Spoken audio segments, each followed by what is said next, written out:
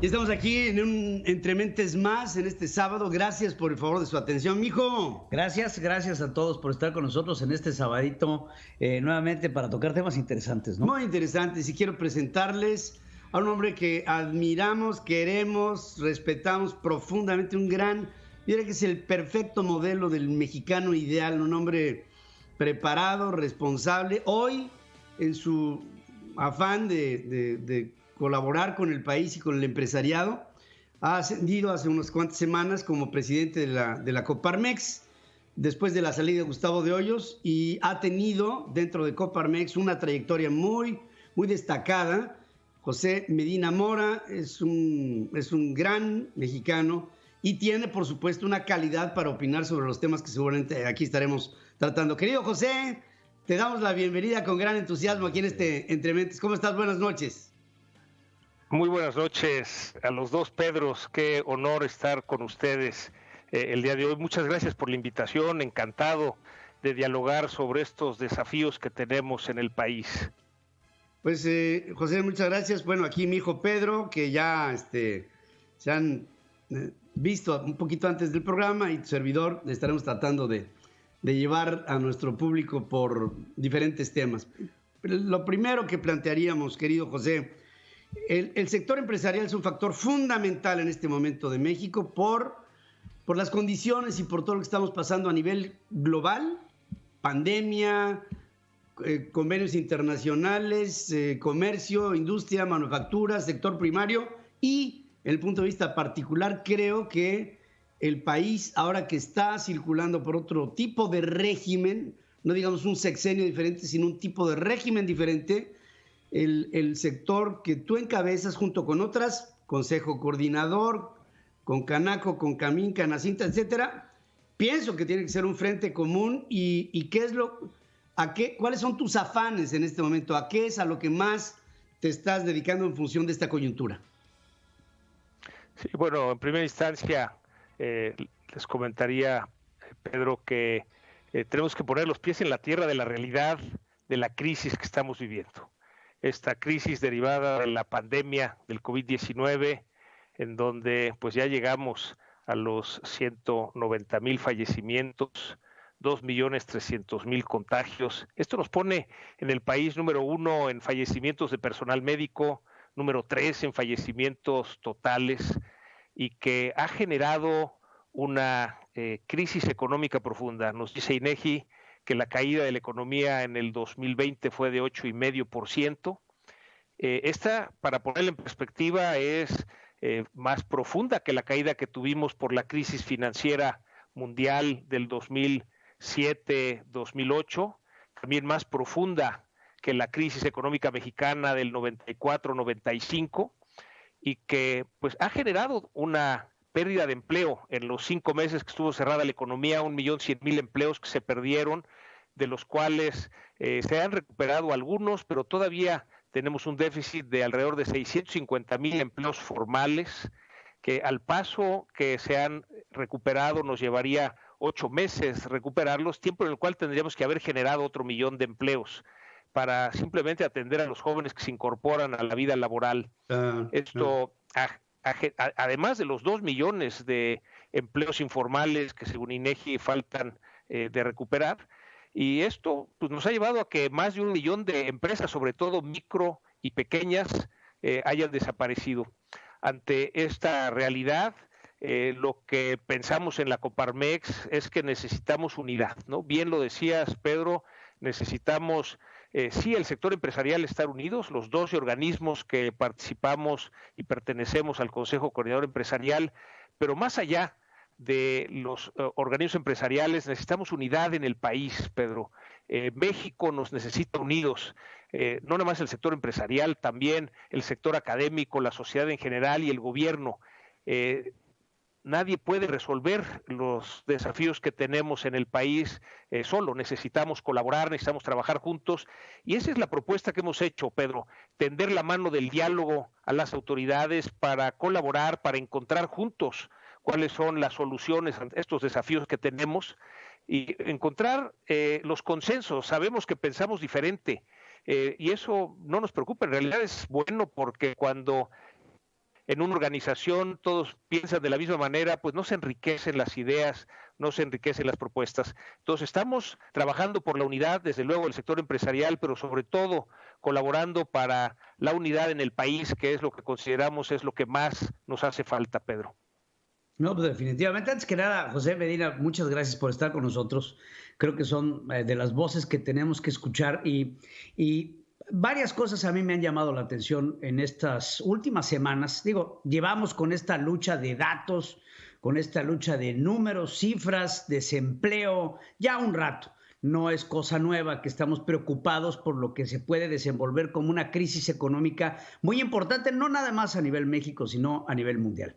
Sin embargo, cada vez que se quiere acercar a uno a los datos que tiene la Presidencia de la República, a los datos que tiene la Secretaría de Economía, a los datos que tienen los cercanos a Andrés Manuel López Obrador, Hacienda, hacia la Secretaría de Hacienda, nos llevamos tremendos golpes en la cabeza. Ahorita lo decías muy bien, José, la pérdida de empleos ha sido importantísima, no solamente en los empleos formales, sino también en los informales. Publicaban una encuesta recién que 5.6 millones de mujeres también perdieron su empleo. Nada más hablemos de formales e informales. Y esto le podemos seguir montando al caldero. Hablaba el presidente la semana pasada en la conferencia mañanera y decía que veía ya la luz al final del túnel. Y hablaba de que México podría llegar a un entorno económico normal, prepandémico, para mediados de este año, lo que a mí inmediatamente me llamó la atención, porque también en esta generación de empleos que hablas, esta recuperación, parece ser que el gobierno está agarrando empleos temporales, convirtiéndolos en formales y maquillando cifras, queriendo dar un sentido de prosperidad.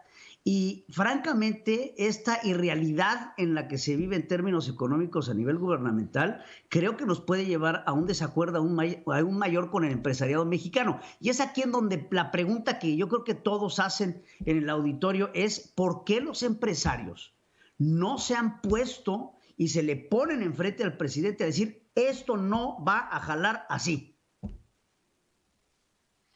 Sí, bueno, en primera instancia, Pedro, de lo que comentas, efectivamente va a haber un rebote en la economía en el 2021, que se estima que pudiera ser 4,5, hay quien dice que pudiera ser 5%. Esto lo único que significa es que después de una caída del 8,5%, nos llevará 2 años en promedio recuperar el nivel que teníamos antes de la pandemia.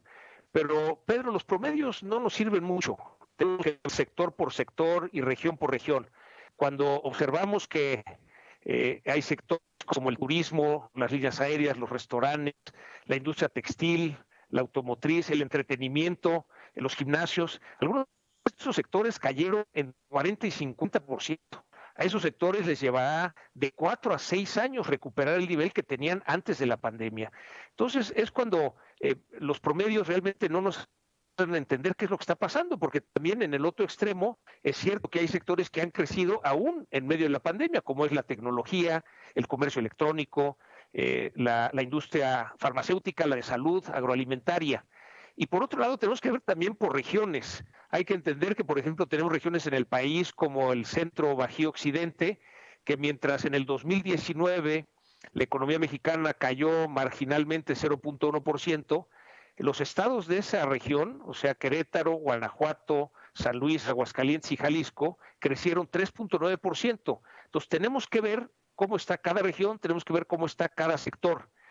Por otro lado, cuando visitamos el sureste del país, sur-sureste, y vemos que Chiapas, por ejemplo, antes de la pandemia, de los últimos 18 trimestres, tenían caída en la actividad económica en 16 de ellos. Es decir, ya había una crisis económica profunda antes de la pandemia. Entonces, por eso es importante el que se haga una estrategia por sector y una estrategia por región.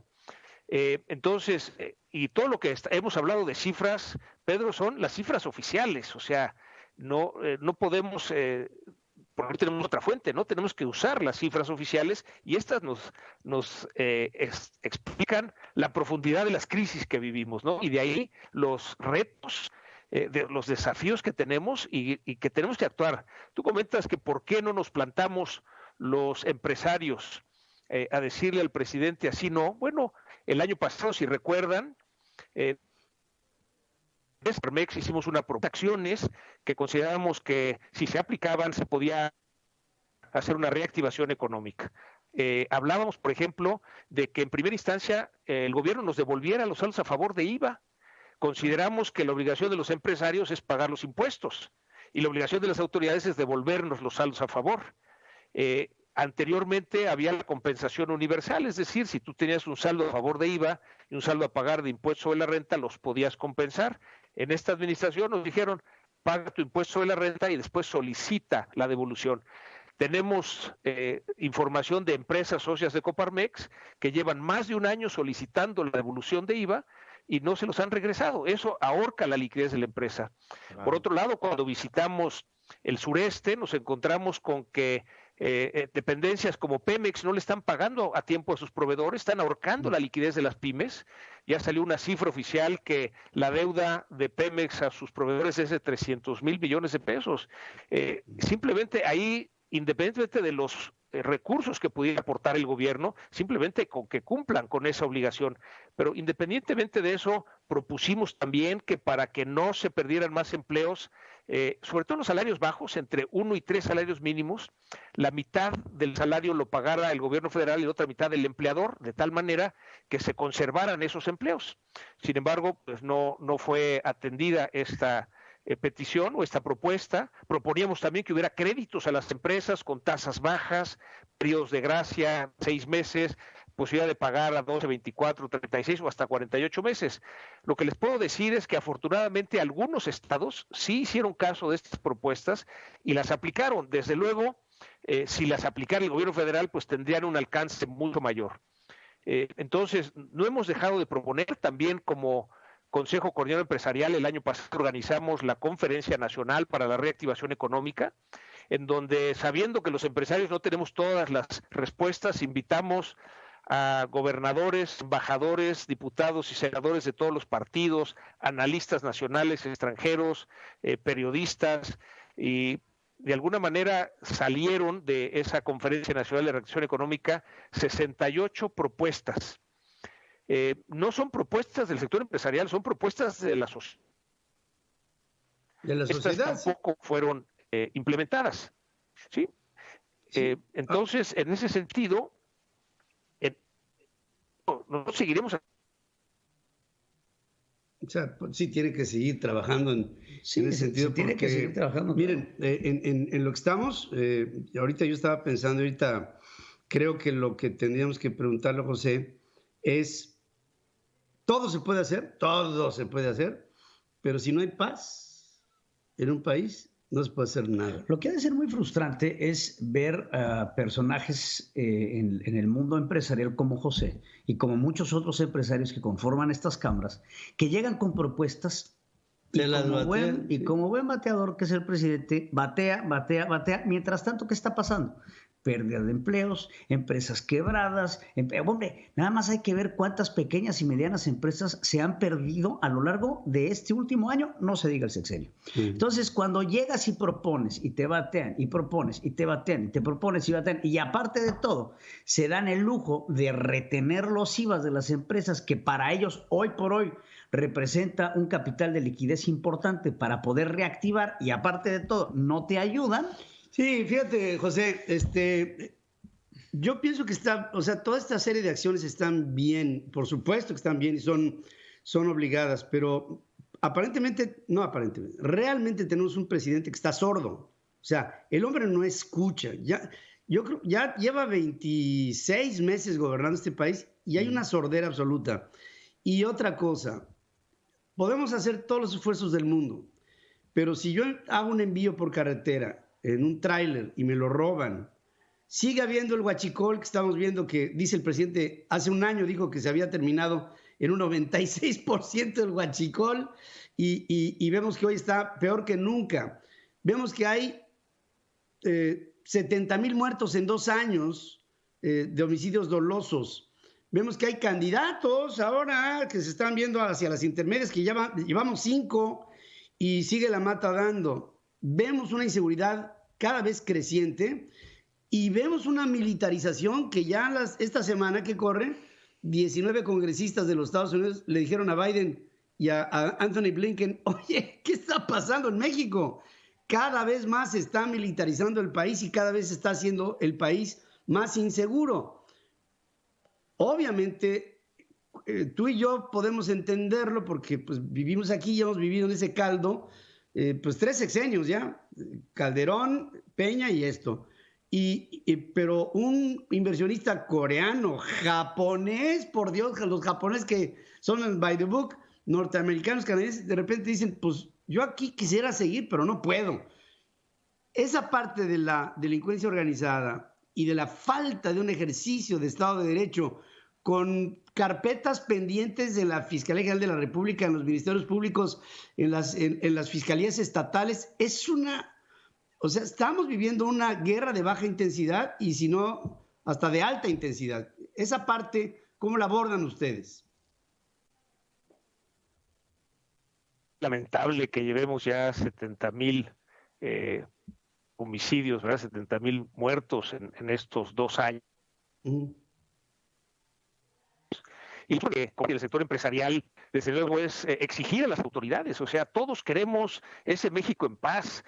Por mandato constitucional le corresponde al gobierno, al Estado, darnos esta seguridad.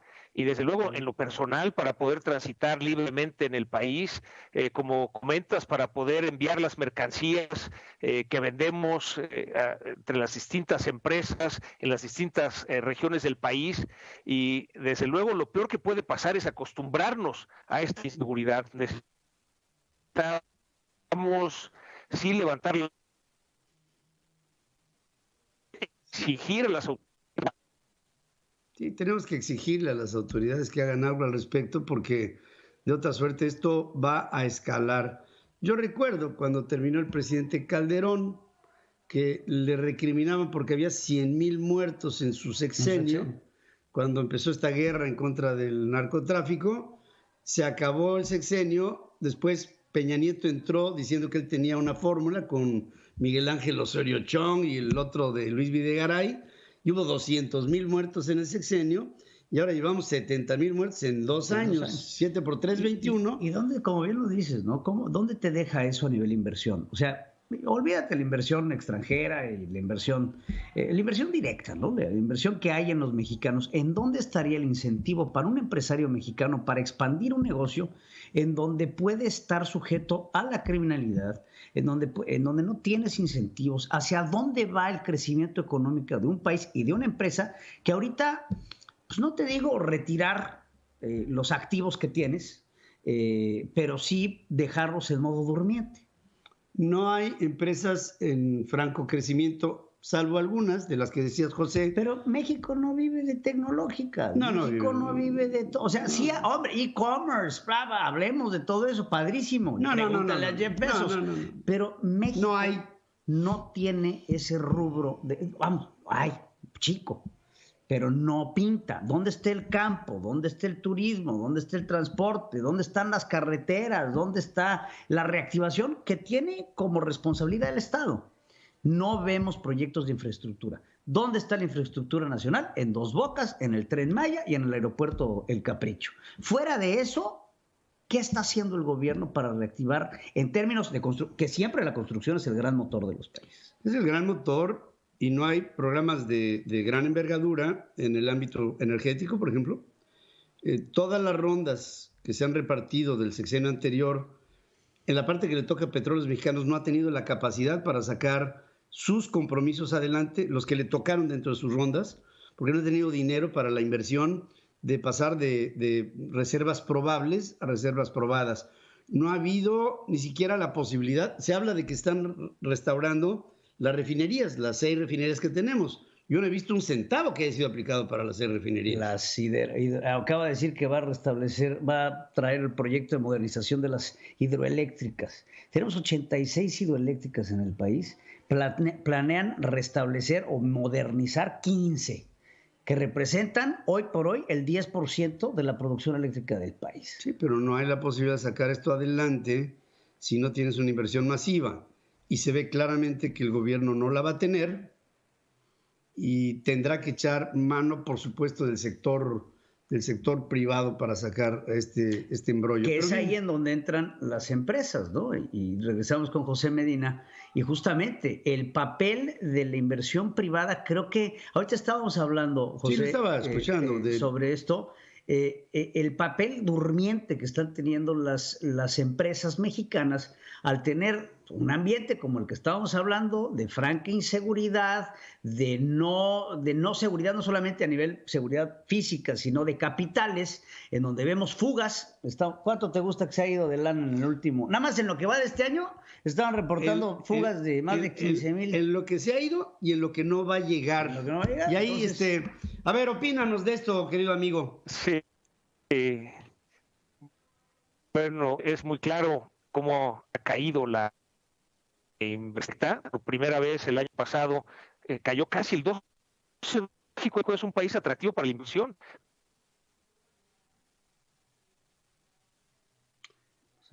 Sí, no damos esta... Sí. A ver, ahí... Vamos a intentar restablecer la comunicación. Mientras tanto, vamos a dejarlos con esta mención de nuestros amigos de la Universidad Europea. Actualmente, las empresas tienen la necesidad de analizar y anticiparse para responder de manera eficiente a los retos de la época. El Máster Internacional en Dirección de Empresas te aporta las habilidades necesarias para afrontar los actuales desafíos de las empresas, responder a los cambios del entorno y buscar los modelos de negocio adecuados para crecer con un enfoque internacional. No te pierdas la oportunidad. Última semana de inscripciones. Más información en www.centralfm.lat. Universidad Europea. Ve más allá. Bueno, pues ahí estamos. Ahora sí, regresamos contigo, querido José. A ver. Ahí regresamos contigo. Estamos teniendo... Bueno, hablando de infraestructura,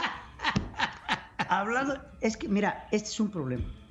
Es un problema grave que cada vez está teniendo México en mayor medida. Hablábamos del desarrollo de las tecnológicas, ¿no?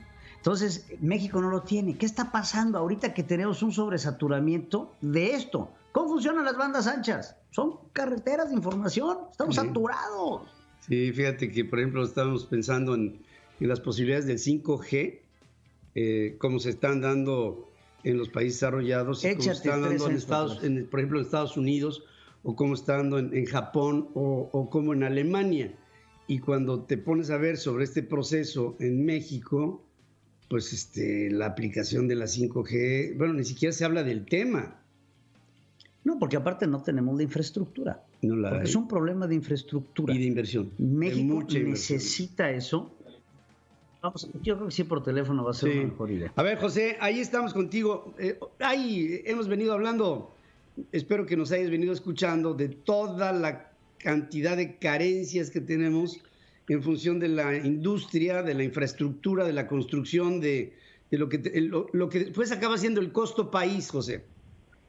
Sí, pues mira, con mucha claridad comentábamos cómo ha caído la inversión extranjera directa por primera vez en muchos años, que cayó casi el 12% el año pasado, y que adicionalmente ha caído también la inversión privada en México.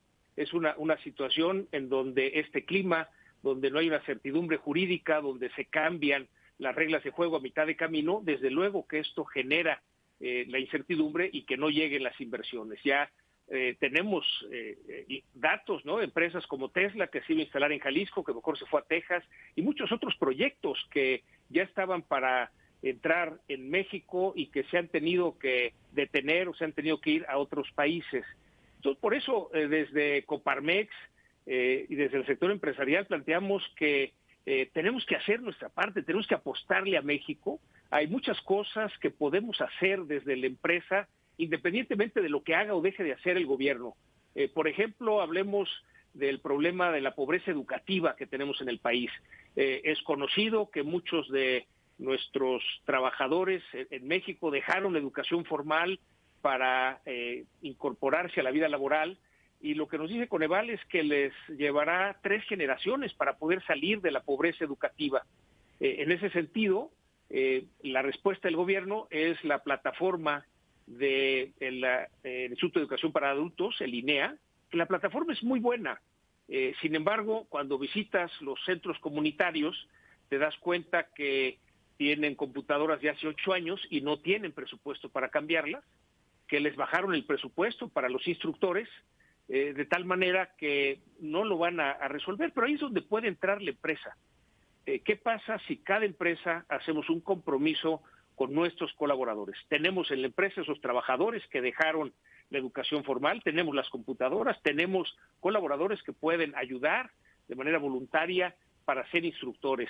Y esto nos puede llevar a, en una sola generación, que salgan de esa pobreza educativa. Y como eso podríamos construir también la empresa como un vehículo del cambio, en donde ayudemos a resolver no nada más la pobreza educativa, también la pobreza de salud, la pobreza patrimonial, la pobreza financiera, en fin.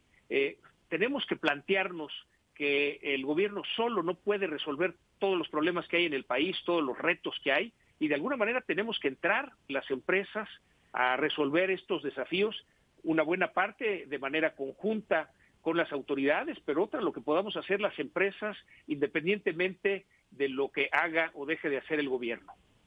No te preocupa, José, porque la idea que pones sobre la mesa aquí en este programa Entre Mentes, pues tiene toda la lógica del mundo.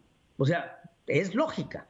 Pero si nos vamos al esquema político, en donde en México estamos viviendo una franca transición de la democracia, no lo puedo poner de otra forma, en donde todo lo que huela a capital privado apesta a malo, en donde todo lo que sea inversión privada es capitalista, neoliberal, fifí, conservador, sopilote, porque así es la definición de diccionario de la Cuarta Transformación en torno a las inversiones privadas dentro de lo que estás proponiendo.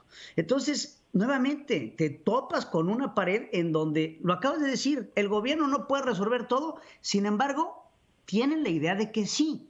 Y entonces, ¿qué tenemos? Programas como los que menciones, en donde lo único que representan son retroceso tras retroceso tras retroceso, y no solo eso, el adoctrinamiento de que la empresa es mala si no viene del Estado. ¿Cuáles son nuestras empresas líderes? Petróleos Mexicanos y CFE, que juntos, hoy por hoy, suman un pasivo del tamaño del Fobaproa, si no es que mucho más grande. Entonces, otra vez nos topamos con pared en el tema. Sí, lo dices con mucha claridad, Pedro. Lo que necesitamos es que estas dos empresas productivas del Estado sean rentables. Es decir, con las cifras que publicaron, las pérdidas son enormes, ¿no? 79,000 millones de pesos perdió la CFE, 400,000 millones de pesos Pemex. Está en una situación de un endeudamiento. Este año, o sea. Sí, muy fuerte. Entonces, pues ahí es donde desde el sector privado hacemos estas propuestas. En esta discusión de la ley de la industria eléctrica, por ejemplo, establecimos y dijimos con mucha claridad el por qué no se debería de haber aprobado. Desgraciadamente, pues como ya lo sabemos, se aprobó en la Cámara de Diputados y luego en la Cámara de Senadores, pero simplemente algunos datos. Esta iniciativa, hoy aprobada por los diputados y senadores, va en contra de la Constitución en los artículos 25, 27 y 28, que habla de la libre concurrencia y la libre competencia. También va en contra de lo que firmamos en el Tratado de Libre Comercio, el TEMEC, con los Estados Unidos y Canadá, en contra del Tratado de Libre Comercio de lo que firmamos con la Unión Europea.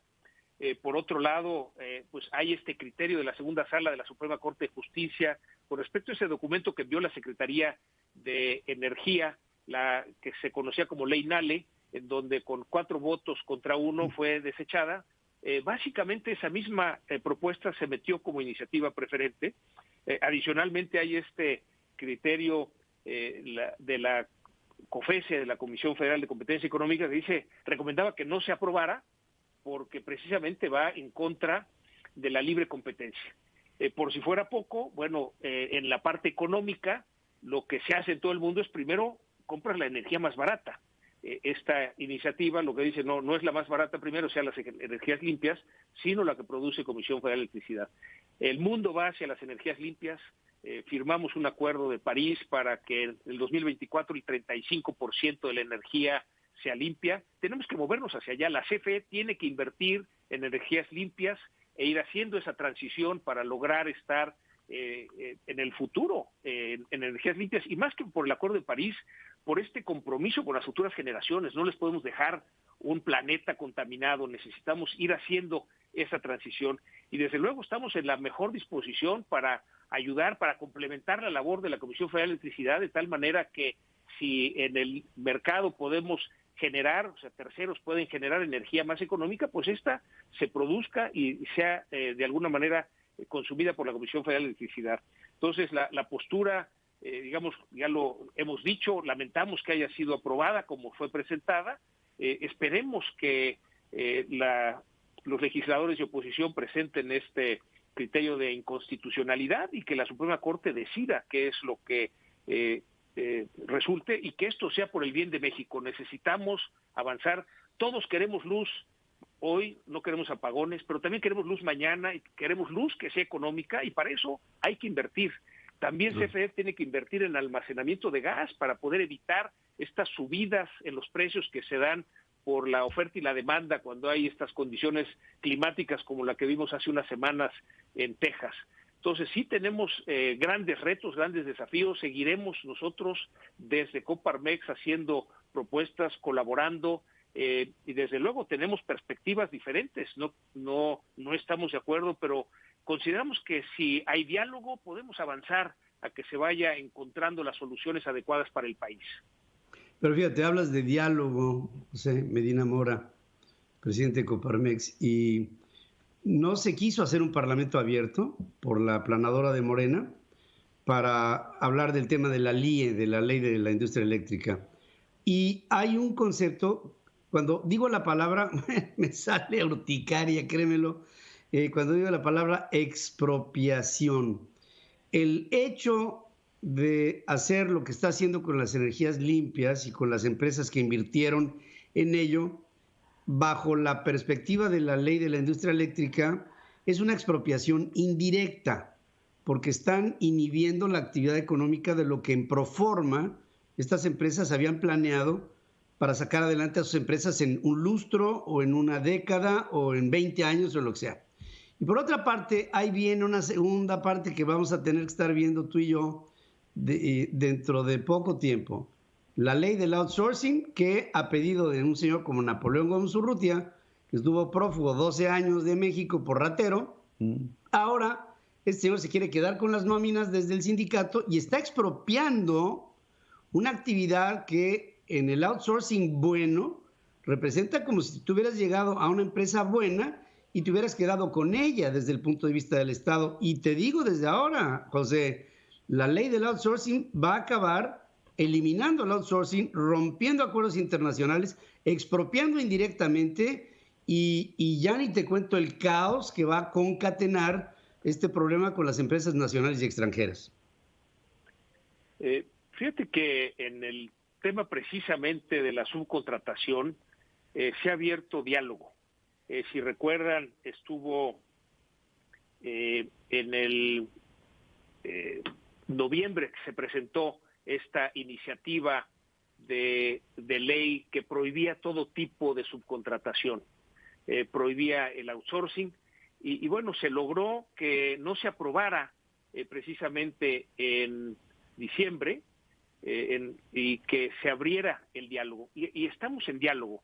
Ahí lo que les puedo decir es que hemos avanzado en ese diálogo de tal manera que, por ejemplo, en el caso de la subcontratación y el diálogo que hemos establecido con la Secretaría del Trabajo y con la Secretaría de Hacienda, hemos avanzado a que por lo pronto se permita la subcontratación especializada, es decir, todo aquello que no es el centro del negocio, pero también hemos avanzado a que se acepte la subcontratación de servicios compartidos, es decir, estos servicios que empresas concentran en lo que es la parte financiera, la parte de tesorería, de sistemas y demás para servicio de varias empresas.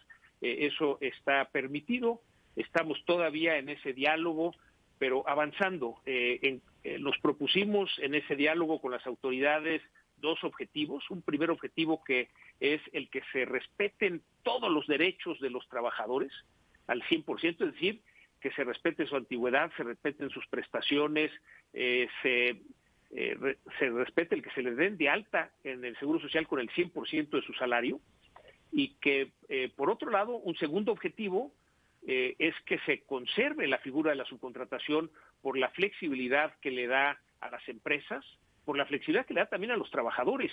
Digamos, el 40% de los trabajadores que están bajo subcontratación son mujeres, que esto les permite combinar sus labores en el hogar de madres de familia con el trabajo. El 25% son jóvenes, que les permite combinar el trabajo con los estudios, y el hecho de que permanezca la figura de la subcontratación le da competitividad al país.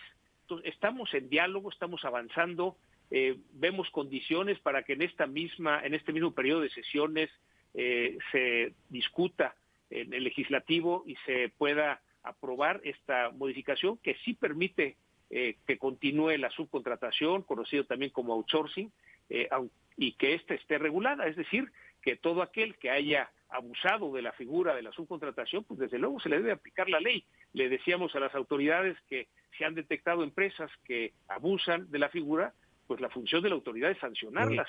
Ahora, según tengo entendido, José, había una regulación de outsourcing. Lo que no había era una observancia del gobierno para que esa regulación fuera, porque pues las reglas están y existían. Lo que sucedía, tú sabes perfectamente bien que hubo muchos políticos que salían de la política, se dedicaban a explotar sus conocencias, ponían empresas de outsourcing y a jalar dinero y a evitar antigüedades, derechos laborales, etcétera. Pero yo creo que ya había una serie de reglas. No creo que el outsourcing como tal hubiera salido sin reglas. Hay un gobierno o muchos gobiernos que no las observaron y no hicieron que se observara un Estado de Derecho. Y por eso el outsourcing cayó en lo que cayó. Acabó siendo en un tema de carácter clientelar y una fuente brutalmente enorme de ingresos, pues para gobiernos con empresas fantasma, con facturas falsas, que tú sabes que la mayoría de este tipo de procedimientos los hace el gobierno. Si no, pregúntale a Javier Duarte y a César Duarte y a Erubiel Ávila y a, la lista es enorme. La Cámara de Diputados, la Cámara de Senadores, la Presidencia de la República, pues todos. Sí, en realidad no importa a qué se dedicaran, si fueran anteriormente funcionarios públicos o no, lo importante es que cualquier empresa que viole la ley debe ser sancionada. Claro. La figura que comentábamos es, a ver, si tú tienes un árbol de manzana y tienes una manzana podrida, pues corta la manzana, no cortes el árbol, ¿no? O sea, no hay por qué terminar con toda esta figura de la subcontratación cuando esto tiene efectos que le dan competitividad al país. Desde luego que si hay una empresa, independientemente del origen que tenga, que no cumple la ley, pues debe ser sancionada, y esa es función de la autoridad. No deben, quizás es más fácil, ¿verdad?, prohíben todo, y entonces pues automáticamente dejan de existir esas empresas que abusan, pero con esa medida también dejarían de existir empresas que están contribuyendo en generar empleo. Tenemos 4.5 millones de mexicanos que tienen trabajo gracias a la figura de la subcontratación. En caso de que se cancelara, pues desde luego algunos conservarían a lo mejor en la informalidad, pero se perderían empleos. Consideramos que no es tiempo de que se pierdan todavía más empleos de lo que se han perdido debido a esta crisis del COVID-19. Además, la subcontratación existe en 32 países, hay 55 millones de personas que tienen trabajo gracias al esquema de la subcontratación. Entonces, insistimos, es algo que le da competitividad al país, le da flexibilidad a las empresas, le da flexibilidad a los trabajadores, y desde luego el compromiso que hacemos es que se respeten el 100% de los derechos de los trabajadores. Es algo que no es negociable, es algo que tenemos que cumplir todas las empresas. Claro, y tratar de luchar con eliminar este concepto de la satanización de todo lo que a ellos les parece incorrecto o no cómodo, porque no creo que la palabra no es incorrecto, sino no cómodo. Lo que a ellos no les gusta es que estos grandes conglomerados de empresas de subcontratación tienen un gran poder de, pues llamémosle leverage, ¿no? con el Instituto Mexicano del Seguro Social. ¿Por qué? Porque los necesitan. Entonces, evidentemente, esta dependencia para el gobierno es molesta, porque en el mismo concepto de la acumulación del poder, todo aquel que tenga tantito poder que podía ser tuyo es arrebatárselo. Y lo que dices, José, este ejemplo de la manzana y el árbol, ¿no? Parece ser que lo que estamos buscando es acabar con todo lo que era antes, pero diezmar para reconstruir en base al retroceso. Y eso debe de sacar mucho de onda a la gente que nos esté escuchando y, por supuesto, organismos como el tuyo, el Coparmex, en donde no podemos pensar que México va a renacer como ave fénix de las cenizas. Y parece ser que hacia allá vamos. Entonces, ¿cómo poder hacer entender? Hablas de un diálogo con el gobierno en el tema de la subcontratación, pero la tónica, fuera del diálogo, José, la tónica por parte de la secretaria del Trabajo, la tónica por parte de Napoleón Gómez Urrutia y de a veces el mismo presidente de la República sigue siendo la misma. Sigue siendo la subcontratación es mala y casos y se van contra los específicos, ¿no? Contra lo que jala pueblo, contra lo que gusta las bases, en búsqueda de lo que ahorita podría ser pues ninguna otra cosa más que el voto electoral. Sí, yo te diría, Pedro, que si hay diálogo con la secretaria del Trabajo, desde luego que, digamos, la perspectiva es diferente. Ellos tienen que defender lo que desde el gobierno están planteando y nosotros lo que desde el sector empresarial. Pero hay diálogo y estamos avanzando a lograr que sí permanezca la subcontratación, esté regulada desde luego. Lo que sí se terminará es lo que se conoce como subcontratación interna o insourcing. En ese sentido, pues tendrá que haber modificaciones en las empresas. Sí, pero lo que no está en duda, perdón que te interrumpa, José, no está en duda el diálogo lo tienes, eso está clarísimo. Está que hagan caso. El asunto está en que ese diálogo, si no tiene un emisor, un receptor, un mensaje y una retroalimentación, deja de serlo. Fíjate, y sobre todo la visión hacia el exterior, porque al final del día, pues la apariencia que da la secretaria del Trabajo, que cabe mencionar tiene un trasfondo bastante interesante, pues no da a conocer ese diálogo que tú dices que están teniendo, porque eso no te duda. Ahora que dices que, y es, perdón la confidencia, pero ¿sí está capacitada la secretaria del Trabajo para hablar de esto? Pues está capacitada para tener a su papá de un lado y para te tener pregunto. El diálogo lo hemos tenido con la secretaria del Trabajo y su equipo, y lo que yo puedo decir es que es un equipo muy profesional. Hemos tenido diálogo también con el equipo de la Secretaría de Hacienda y también es un diálogo profesional. En el tema de la reactivación económica tenemos un diálogo muy frecuente con la Secretaria de Economía, con Tatiana Cloutier y con su equipo, y estamos avanzando, estamos colaborando para las propuestas para la reactivación económica. Como saben, la Secretaría de Economía planteó 4 ejes: el primero del empleo y la empresa, el segundo de la confianza necesaria para que haya inversión, el tercero el comercio internacional y el cuarto la regionalización y sectorización de la economía. Consideramos que sobre todo en el tercer eje hay una gran oportunidad para nuestro país, porque los Estados Unidos cayeron solo el 3,5% de su actividad económica en el 2020 y van a crecer el 5% en este 2021. Quiere decir, José, que en menos de 8 meses van a recuperar su actividad económica. Estados Unidos ya nos está empezando a comprar. Pero José, viene una catarata de denuncias por violaciones al TEMEC de Estados Unidos y de Canadá y de Europa. Ya las estamos viendo, tú las estás viendo. La oportunidad está ahí, eso no me queda la menor duda, pero pareciera que todo estuviera siendo visto. El otro día renuncia un director de la Secretaría de Relaciones Exteriores y dice: ante las condiciones de cómo está la Secretaría, me voy. Vienen denuncias del Departamento de Estado norteamericano, de Chrystia Freeland, allá la secretaria de gobierno del primer ministro Justin Trudeau.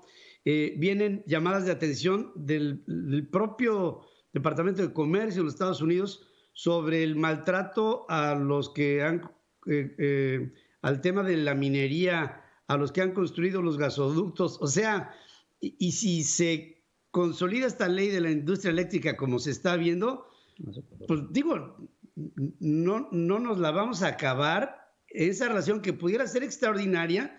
Y dice el presidente que no estamos tan lejos de los Estados Unidos, ¿no? Cuando pudo haber dicho que estamos colindantes con él. Esta idea de ver para el sur y para ver a Nicolás Maduro y para ver a Daniel Ortega y de cuestionarle la victoria a Joe Biden cuando ganó las elecciones, a mí me deja verdaderamente con pocas perspectivas de que esto en un año vaya a estar bien, la verdad te lo digo. Sí, en especial lo que comentas de la ley de la industria eléctrica. Esperamos que los legisladores de oposición presenten el recurso de inconstitucionalidad ante la Suprema Corte de Justicia de la Nación y que la Suprema Corte resuelva según lo que requiere el país.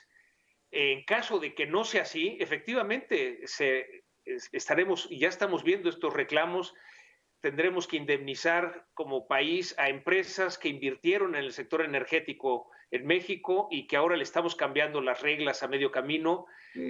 Tendremos que enfrentar ante instancias internacionales que están estipuladas en el TEMEC y en el Tratado de Libre Comercio con la Unión Europea, precisamente para resolver esas controversias. Entonces, sí, efectivamente puede ser una situación difícil en que nos cueste mucho dinero y sobre todo nos cueste en confianza. Lo que nos cuestionan ya de otros países, y les puedo compartir, la semana pasada estuve en una reunión con empresas alemanas y la pregunta es, ¿qué está pasando en México? Ellos dicen, México es el mejor país para invertir en América Latina. Pues sí. Es el mejor país para invertir en América Latina, pero o era, ¿no? Porque es que, ¿sabes qué? Ahorita uno se tiene que poner a pensar también si la Suprema Corte de Justicia cuenta con pues podemos confiar en ella. Me preocupa, ¿eh? Echaron para atrás la ley Nale. Sí. Bueno, pero al pasar esta ley Nale ahora como preferente presidencial, la Suprema Corte de Justicia verá la insistencia del presidente. Y ya hemos visto a una Suprema Corte de Justicia que se ha doblado ante el presidente y a un instituto electoral judicial que se ha doblado. Entonces, aquí la pregunta es, y regresamos contigo, José, ¿crees que la Suprema Corte de Justicia, una vez que recibe el recurso de apelación, que ya sabemos que van a presentar por parte de la coalición de oposición, lo vaya a analizar?